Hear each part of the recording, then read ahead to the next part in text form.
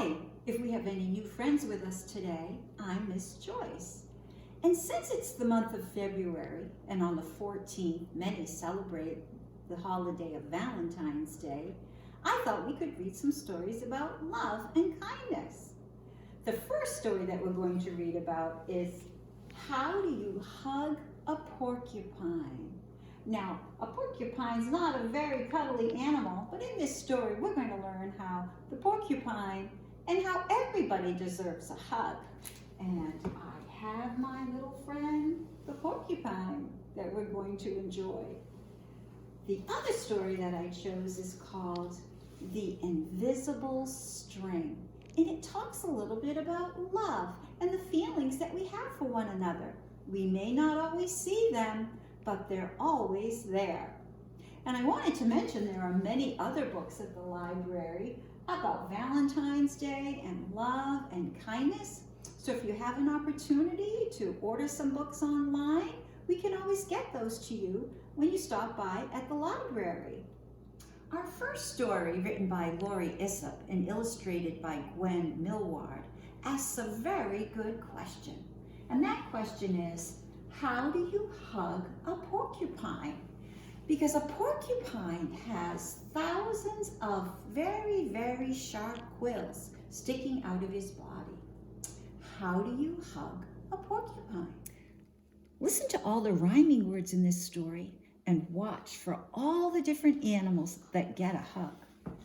How do you hug a porcupine? Can you hug a horse? Of course. A cow with arms around her neck? That's how.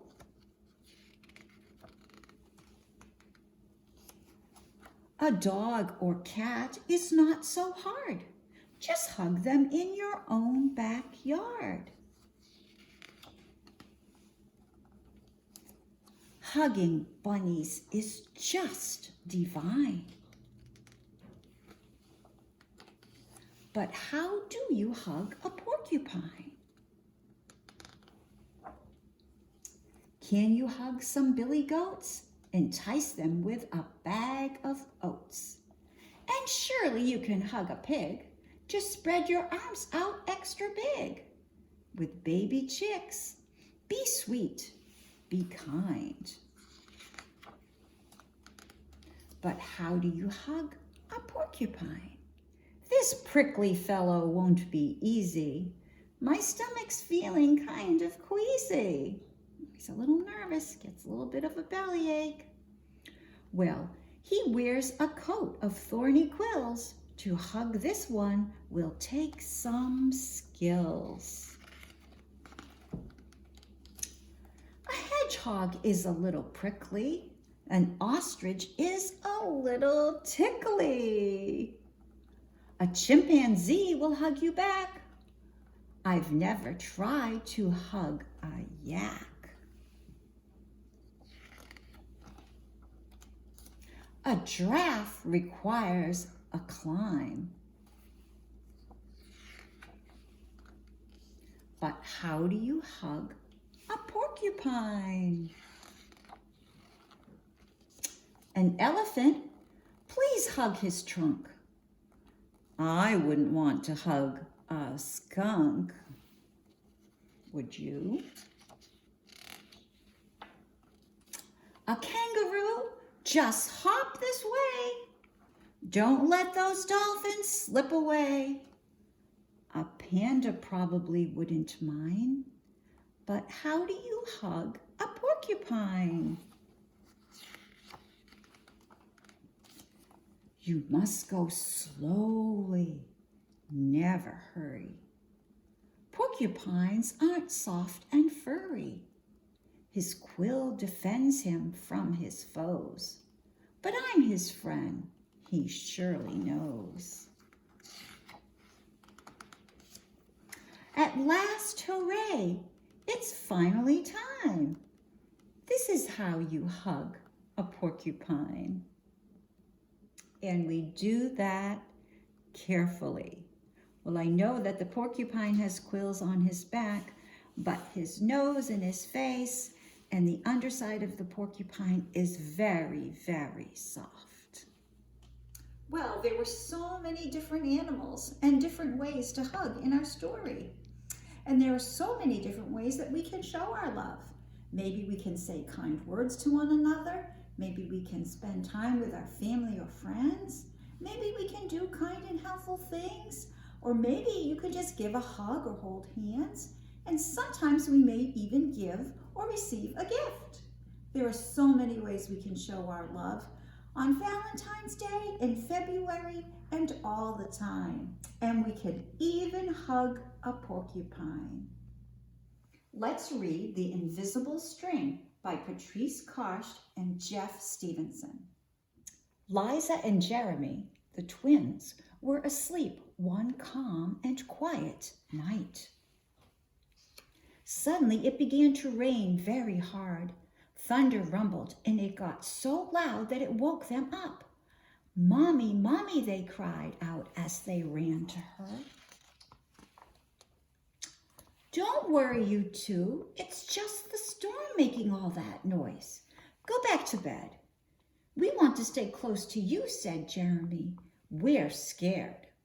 Mom said, "You know we're always together no matter what." "But how can we be together when you're out here and we're in bed?" asked Liza. Mom held something right in front of them and said, "This is how." Rubbing their sleepy eyes, the twins came closer to see what Mom was holding. I was about your age when my mommy first told me about the invisible string.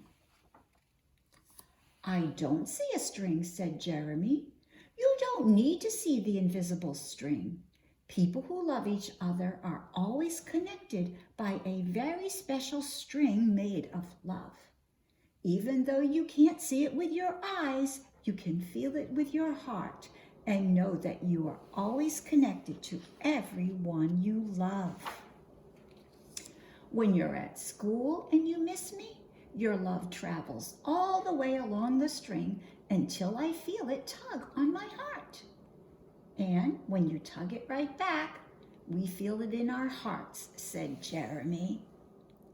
"Does Jasper the cat have an invisible string?" Liza asked. "She sure does," said Mom. "And best friends like me and Lucy?" asked Liza. "Best friends too." "How far can the string reach?" "Anywhere and everywhere," Mom said. "Would it reach me even if I were a submarine captain deep in the ocean?" asked Jeremy. "Yes," Mom said, "even there." "Or a mountain climber?" "Even there." "A ballerina in France?" "Even there." "A jungle explorer?" What do you think? Yes, even there. How about an astronaut out in space? Yes, even there. Then Jeremy quietly asked, "Can my string reach all the way to Uncle Brian in heaven?" "Yes, even there." "Does the string go away when you're mad at me?" "Never," said Mom. "Love is always stronger than anger. And as long as love is in your heart, the string will always be there. Even when you get older and can't agree about things like what movie to see, or who gets to ride in the front seat, or what time to go to bed. Oh, that's right, you two should be in bed." And with that, they all laughed as Mom chased the twins back to their beds. Within a few minutes, they were asleep, even though the storm was still making the same loud noises outside. As they slept, they started dreaming of all the invisible strings they have, and all the strings their friends have, and their friends have, and their friends have, until everyone in the world was connected by invisible strings. And from deep inside, They could now clearly see no one is ever alone. It may take some practice, but let's try to make a heart shape with our hands. And this is how it starts. I put my hands together. This is how I start. I bring my fingers down like this, and now I have a heart. Were you able to make a heart shape? Let's try it again at home.